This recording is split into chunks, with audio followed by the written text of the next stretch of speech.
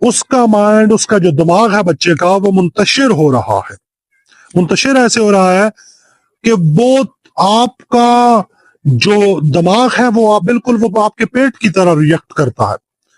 یہ عید گزری حال ہی میں اکثر ہم نے مختلف قسم کی خوراکیں کھائی، اور کبھی ہم کسی جگہ چنا چاٹ کھا رہے، کسی جگہ سیویاں کھا رہے، کسی جگہ فروٹ چاٹ کھا رہے، کسی جگہ دہی بلے کھا رہے، کسی جگہ ہم جو ہے چائے پی رہے. تو اتنی مختلف قسم کی جو خوراک ہم نے استعمال کی، اس کا نتیجہ یہ ہوا کہ بہت سے لوگ یہ شکایت کرتے ہوئے نظر آئے کہ ہمارے پیٹ خراب ہو چکے.